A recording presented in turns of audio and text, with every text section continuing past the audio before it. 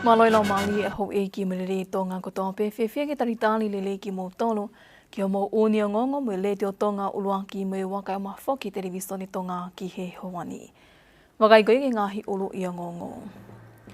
Whamamawha i e kau whamaulahi me kau whamau polisi ke nau whaitu tu uni ke tapu i ahono tuku atu a hopo pausi i whalia hange ke whatapu ki ngahi mitia o whamalumalu i he lau whatontonu whikaua ki ngahi a wanoa. Talia ni awhiro tonga whime aki ai wharearea ke tuku hifo he komiti paanga a lipoti me pule anga whikau aki me lipoti malu i no ko iai pule anga.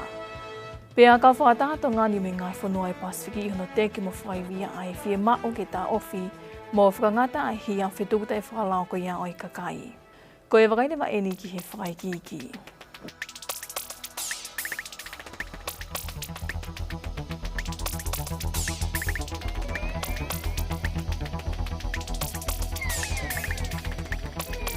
I hoko te whime ake ko mitika katoia a honi nei iai ai nei hoko atu ai ki he lau whatonu whikaua ki ngāhi hia wanoa wawa. Ko e lau koe ni nei whamala alai ai Minista lau Sami Waipulu ke whamawhai e whamau lahi me whamau polisi ke whaitut uni ke tapui a no toi tuku atu ha hopo pausi i whani lia hange ka whatapu ki ngāhi mitia o whamalumaluia i he lau whatonu whikaua ki ngāhi hia wanoa wawa. Senori tatu i vai me whaiki ki tara noa ko ia. I he la whamui na e whakapāsi, o ku toki i he loe ape ke kore ki he whakamau ke ta ofi a hano tuku at ai hopo ko ia, ke he ngahi kau taha miti ia. Kau ia e toka ngalahi ko e uhi ko e taha e ni ngahi hopo peripere ngesi ia, ki he anga ai nofo ai tonga, pe au tutu unei ai lao ke ta ofi a hano toi pulusi mo whakamafola atu ke kakai o whanua. Nei iai me toka ngā makehe ia me he whafofonga kakai o tonga tapu ua ki whalealea to ke tā uhilamulang whasi o ku whakaha mai pē i he lao, ko pau e ikai pulusi ke ata ke lau e he kakai. Mo whakamafola atu i he leitio me televisione ke whanongo ke e kakai, ka koe toka ngā o ikai ke whakamahino mai ai ke kau me mitia whasosiale pe koa whainga whaunga ke mauanga whakamatala. Nei iai whakotu mea whasi, ke mono ai lao ko ini ke kau ki ai me mitia whasosiale, he koe mau anga whakamatala ia o kulahi ai ai palo pale mā. Ko mea ko tokan ke ai o ko lainia ko e, ko pau e ikai pulusi.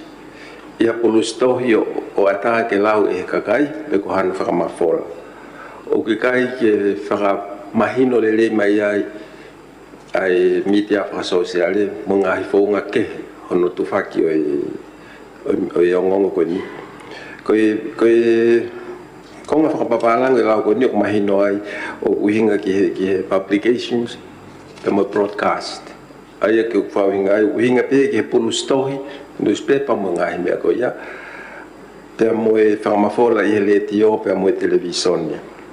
Sea ko mea ko tokan ke ai ka pau ko e tau mua e lau ko ni ke malu i ani i ko no ku whemau ke malu i. Pea o ku toton lewa ke malu i ke malu au pito. O e to iaha ki whangamari ke huai ki tua ngai whakamatala ko ni. E ko hiko ne tūko he tai mini ka pau e tapu pe ia i hono pulusi pe mo hono whakamafola i he ea pe mo e televisione. E malawa ke tohi holo peha tahaia i he mitia whakasosiale pe ko e tā telefoni holo peha tahaia o whakahoko holo e ngai mea ko ni. Pe ikai rewa ke ngā ue lei e lao he koe ke lawa malui, e ni hiko ni ukton ke malui. Kumea ko foto atu sea ke tāna ki mua ki he setes koe ni ai mitia whakasosiale moha toe whaunga ke he pe ke whakamafola ai ongo pe koe kakai koe no ku whiemau ke malui e lao koe ni. Ko hi ka lawa o ngā ue lei e lao, pe mo malui lei e whahinga koe no whiemau ke malui. Ko e whakapitania ko e lau ko ni, ai hangi ko mea na e mea ka e minister. O pehe ko e public publication available to the public. Ai ko uhinga ko e tohi o lava o ngofua ki lau i tō tāka tōpe. Ko mea ko tokangi ai ka pau e tā telefon peha tāhai ki hano mahene, pe ko hano whamili. Pe ko ni whai tohi pe ana i he messenger pe ko ne tohi pe ana o puli o ku kai rewa ke kai ko mea i o public o personal level me ia ko ia ka e ke mafola pe ai me ko no tauloto ke malui ko tu pe ekse ke mau lahi ka pau etana ki atu pe ke ka wai pe mo media fa sociale mo to fo nga ke ko hi ke mau e tau mu a e lao ke tau mu a ke malui ni ko no fe mau ke malui pe ka pau etapu e polusia e public pe mo fa mafola lea kai ke ngofu ape no ave lo ana ia e ngai fo nga ke hange ko talanoa ka talanoa pe ha me ia kai tapu ia na talanoa ke ngai hingoa pe mo ka kai ko o kumbia o kai reva ke mau e tau mua e lao ko no malu ki na to ko uhinga ke ai ke maluange no malu ia ni ko ni ko tu pe exe ke fu we sia la pe ke ho ka mau ka pau e tana ke pe ngai me ko ni ko ka we pe ki hono fa malohi mo popo ki lao ko ni Kai kehe na iai mo toka ngā kehe koe uhi ko os whakotu upe ai lao, kau i kai ke whai hanga aue ki ai. O ku kau ki heni mo i lao ki hono lau i kovi i hataha i he mitia wha sosiale. O tau te whito eni ki e hia tarisone o ku ke i hāpe i he mitia wha sosiale. Ai lau kovi i ko ia ai whale ai tu i. Ka o ku ke i mata vai pia ngahi kupwhe kau aki o ku nau ngau whapatonu ki he lao ko eni, ke whakamalo hia ai ngahi tau tea whikau aki mo i kawingani. Kai ke hene tari pe ko mit kakato e lao whika ngā whatonton whika ua, ai lao ki he ngahi hia wanoa ua wā. Ma ai ngonga le tio me televisione tonga, ko Ausnolita tu i vai. Me he ngai me ake pe ko mit kakato i a holi nai whamahino i he lao whatonton whika o loaki ki he ngahi hia wanoa ua wā, o i kai ke kau ai mate, pe la vea hataha mātunga mi hono tui i ha mea leli hia api no whanga pe tau mua i he lao ko ia ki he ngahi hia. Ko hiri eni a hono tāli he komit kakato ai whatontonu e kupu anima o e lao ki ngai hia ki he kupu ua whitu. Senorita tui vai e pe me whai ki. I he lolotonga whemea ake komit kakato i he lao whakanganga whatontonu whika uluaki ki ngai hia ua noa ua wā. Na iai toka ngā makehe me whawhawhunga no pere a e wā no pere nuku, ki he tuunga ko ia ai ngahi tautea ai ni iok nau whakahoko e whakaurita e tokanga o hoko ai hamate pe ko halavea. Ka oku mahino mai koe lao oku tokanga pe aki ngai hia oku hoko i e hala pule a ngā. Pa moe hia oku hoko koe na mea gei koe whawano pele ko mitonga tapu. I he loto api pe ko hai whahinga. He kotu oku naki he kehe pe e whakauri ko i he hala. Pa moe hoko hape kia ke uhi ko whakauri pe ia i hono api. Ka komia kou whaika hawa ai sea, ko hiume whamalala mai, he ku whalawa pe e he goshoko pe whamawanga, o whakamore i whai pe whakamore ia e ngahi hia pe he, ai ko i api. Ani ko i he bigone tuai wei, bigone holomui hono api o hoko ai ha whainga tāmaki. Ka kono o mai koni koe, ko whakauri whako e hana ko ngai peki ai ko whakauri a ngai whakauri tai tokanga ko kona ko le la me ka ko ngat be aki a ek minista e ko hi whahoko e whamawanga o whai pe ai whakamore ia i ngahi konga ko ia ai ko hoko i hona ngahi api mo mea pe ka paure vai o mai uhia ko ia o whakataha i pepa mo uhia ko ni ko whakahoko ko he mamaura ko he harapure anga. Oku whai ki tokanga ki ai. E minista, ke uhi ki ngahi tōnga ko e anga ko e tōnga whai hia. Pe ke i tonu pe, ke tuku pe, i he ne tū loro tonga, kai whakalele i pe e uhunga i lea, ke uhi ke nāu whamatanga i mokua whai ke he. Ka kuhi ngātu pēr ko uhi, ko whitu ko whai uhi ako ni whakatau ki hala. Ko tu ko whitu ke hei a ua ka ku, ko pesea ke ki. Whamarala mai pe, he ka uhi o ke pe e whitu ko hoko ai, pa mo whainga whaihi ako hoko hala pureanga, pa mo whainga mea ko ni ko, ai ko ke mai lao ke whakalupua e pe ka whitu pe taha. Mahino pēr tū ko ia ai lao o i kai ke kau ai tau mua pēr mo loto apina fo anga i he lao ko ini, kanai mea e ki minista lao sa mi waipulu o tāli ki he kawingani. O kuei fo e ngahi whakatū tāmaki. hoko ia I he loto api. Ko mea koe e whakamahino I he taimi koe whaia ngā ue. Pena e tae tokanga. Ko mahuinga ia o ngahi kupu koe ni koe tae tokanga o hoko ai pekia. Ai ko uhinga ia koe o kuto ai hala. He lava pei ke tae tokanga I hono loto api.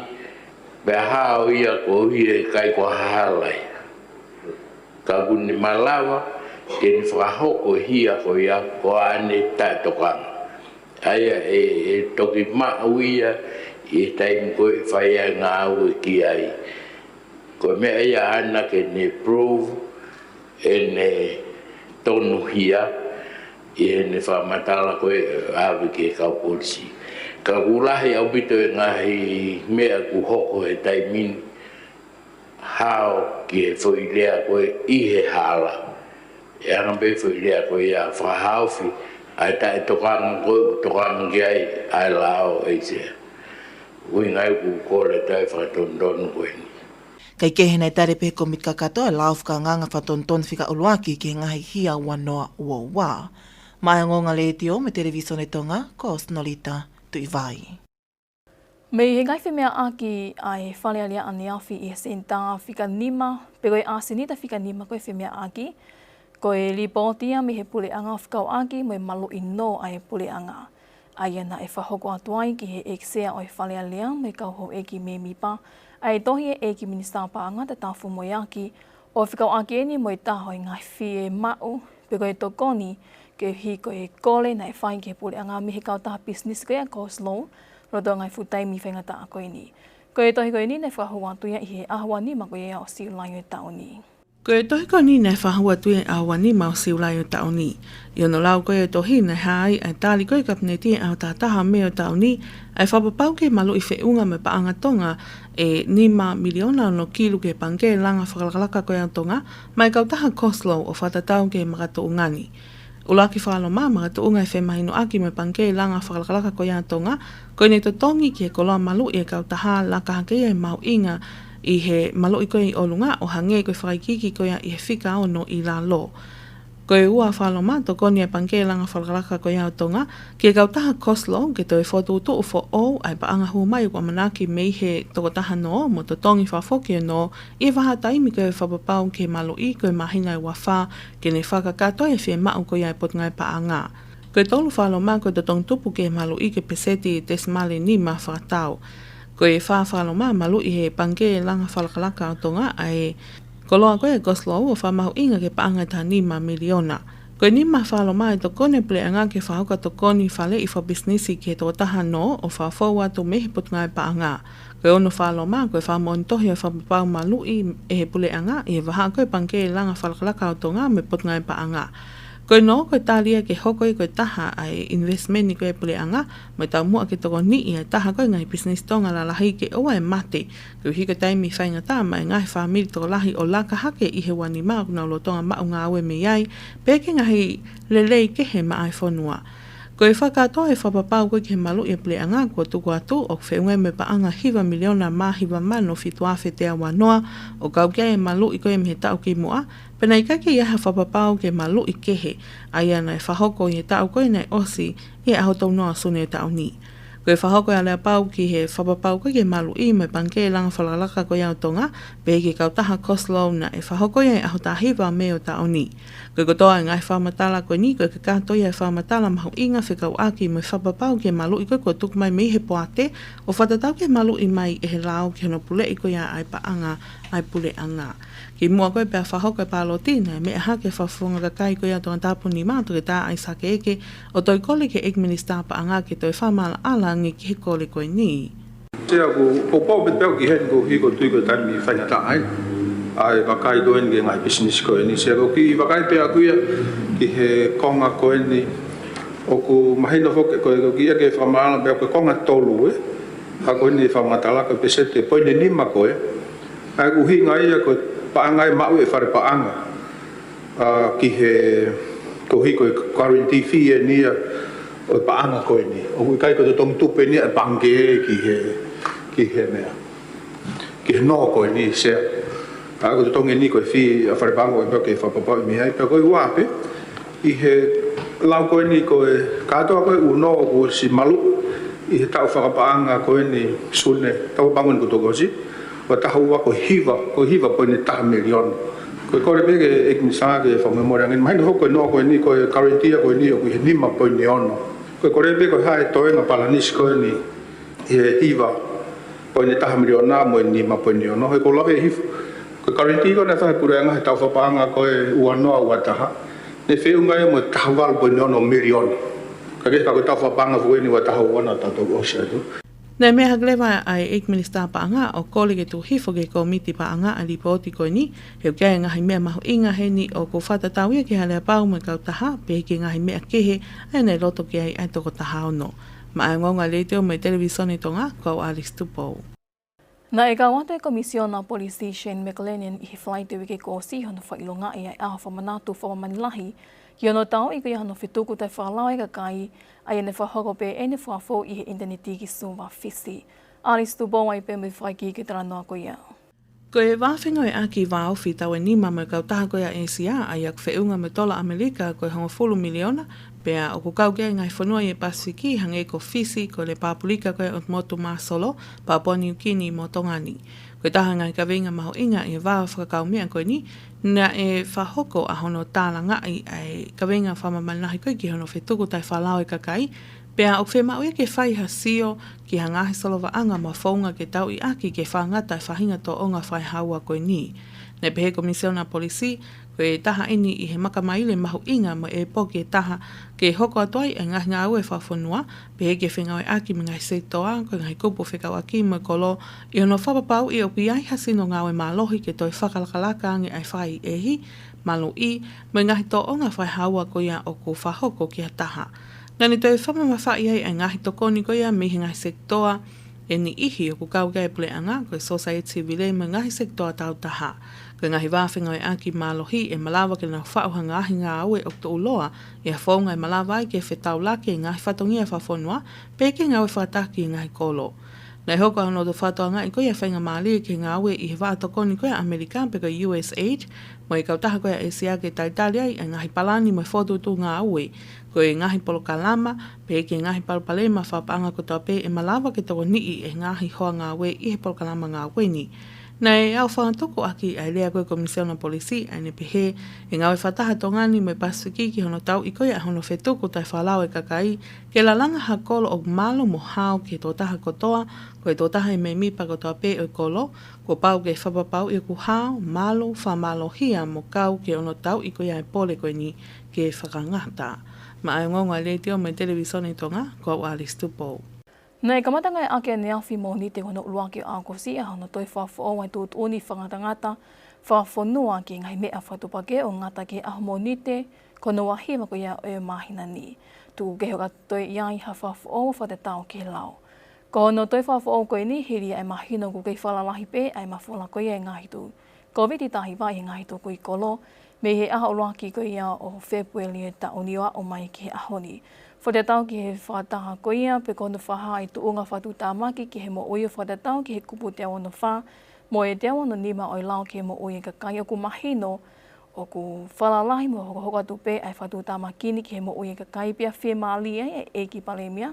Ke ngai anki pe ma whai I he mea whawhok whao ko hiki tāta ofi, pe whasi se ma whala ki hoko, o mōri ai hamo oi ko hiki COVID tāhi wā. Me e whamauanga lahi na e tarihalahi whamauanga lahi ai matapu le mihala o wawi. Ko Agustino Langi ke o ngō tuangi e wa kono maoia me whaitoko na tapu tai whalau.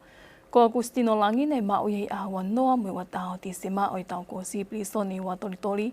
Whatahia me ais kalami wha te smaliwa wha pehe ki he. Kalami e hua te smali toritahiwa ai nei tarihalahi pe ki he ni alangi. Ko langi o kurotonga ngāi pōpula pe ki ngā hia kehe, ka hono maoia mo ngō whaitoko na tapu koe ni rotonga ia kune ke ngāi pōpula I prisoni hua toritori. Kei ke he toi hāpia langi I whamaonga te tau, ha aha muiange ke toki hiri whake no tau te awha tahia mo hia kehe pe. Nei to mua whailo ia ki ai o whilawe I pe me whaitoko na tapu tai whalau. Rotonga ni famo anga te tau mai pine hai fifine ko sia viniwanga me pili filawe ia mohon fa ilo ki hia ko fa uri fa tu tamaki o fa tu puai ai mate. Kono fa ilo eni o viniwanga hilia eni fa uri he aho ta hiwa ko e pileli inu alofa aienen fa uri vaviai o ikai whakaukau i malu moi haoi o i atakai me kakai ta whaaki. Ikai ngatai kana ani lele vavi rotonga yaku oha. Pe ikai ki whamo ui e mama ni mea lele o ni lele ia tui i mataa pule ko sa teki vai ni kolo maile o tupungai e ni malolo. Na e tari tonu hia pea sia viniwanga ki he wha ilo koe ni. Kai kene tutu o ni atu i whamau lahi witsen ki ne tui hape i whamau anga i ahota whakoia o Novemani. Pe tau mawai te whakaiangi pehen ki he ngahi ulu i o ngongo. Whakamawhai i e kau whamau lahi me kau whamau polisi ke nau whaitut uni ke tapui aha tukuatu ha hopo pau si i whali lia hangi ke whatapu ke ngahi mitia whamalu i he lau whatontonu whikawa ke ngahi a wanoa wowa. Tāria ni awhiro tonga whime ake whali alea ke tuku hifo ke komiti paanga ai lipoti me pule anga whakau ake me lipoti malu i no ko i pule anga. Pea kau whatato ngani me ngai whanua e Pasifiki i hono teke mo whaiwi ai whima o ke tauta ofi e mo whakangata ai hia koe e whituku te whakalau ai kakai. Koe ngā he ngongo peye i he lea whatonga mi le tonga uwaki mo i wakai mawho ki televisione tonga ki e hoani o ge wha amu ne au taki kotoa pea ngā hiongo ni ki roto whane kotoa pe. Whamalo tui ki tau kei whi au mai ka momea.